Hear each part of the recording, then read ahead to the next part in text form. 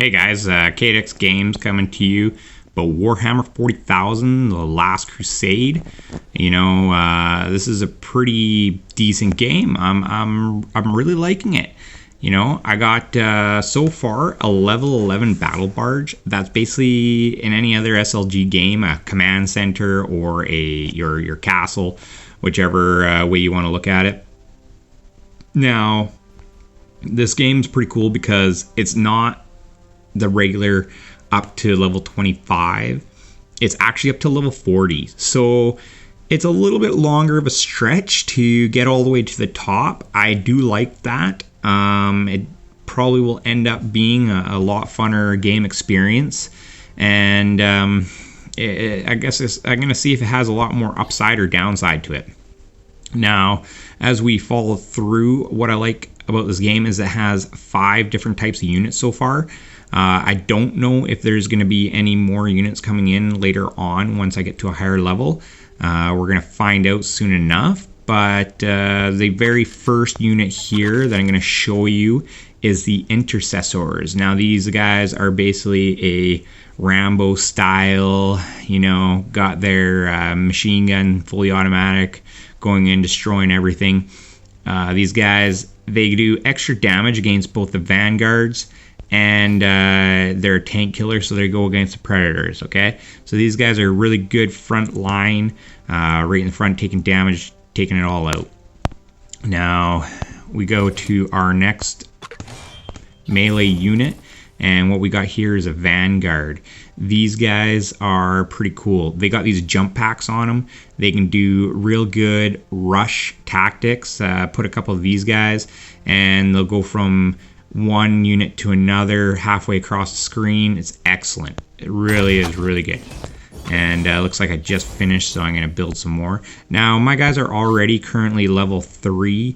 That's basically like T3, Tier 3 units for any of the other SLG games that you guys play. Now, these actually go up to Tier 9, or level 9. So, when you're playing a lot of those other SLG games, you got your, you know, all your T2 troops, and some douchebag comes by with a bunch of T3s and completely wipes you out. None of that happens in this game, which I kind of like so far. You know, it's a little bit more even.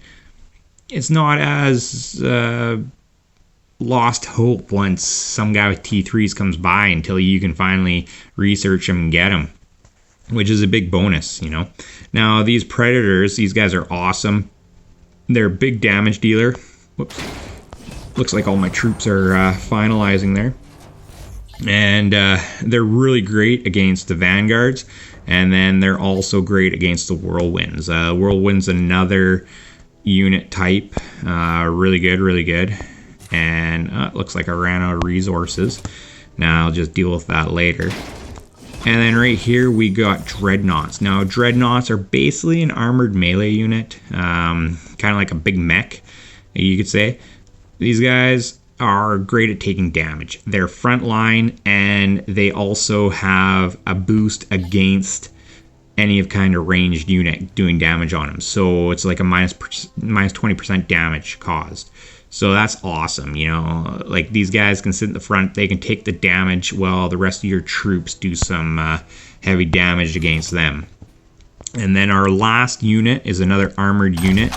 And we got the Whirlwind here. This is like a rocket launcher, kind of pretty cool guy. He does damage against both of your melee troops. So he does damage against the Vanguard, and he does damage against the Intercessors. So strategy-wise, if you're on a mission where you have a lot of melee troops you got to go against, this is the guy that you want. Now, he's going to really make sure that you're able to move forward and get the mission done. There's lots of buildings in this. Detail on them is really good. I really do like it. The color scheme is great. You know, you got all your resource buildings and stuff down on this end of the map. And then you got all your kind of military slash troop builders all up here. It's really good. Now we're gonna go into the star map. what you'll notice is that there's a grid system on the star map. It's kind of cool. It's transparent enough, and it comes in and out kind of on a pulsing, as you can see. It goes waves and then it pulses, stuff like that. It's pretty cool. You got just normal minerals. You know, you get some, mine some metal, mine some gas over here. You know, a bunch of different things like that. You got enemies that you can go and defeat. Pretty quick travel times. I do like it.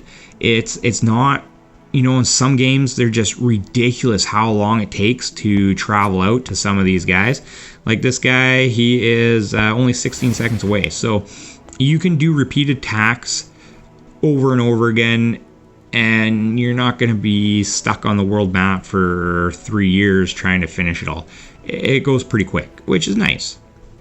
You know, and the resource gathering time, it's a little slow, but it's not too bad. I mean, one of these, what's this, about 70,000. This would probably take maybe max 10 to 15 minutes to gather, depending on what your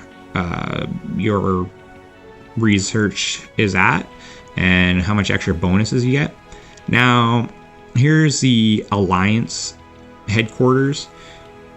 You get this area around it, this green area here, and inside of it you get a mineral resource collection bonus, as far as I know. I'm not the Alliance leader, so I don't know too much what I can do.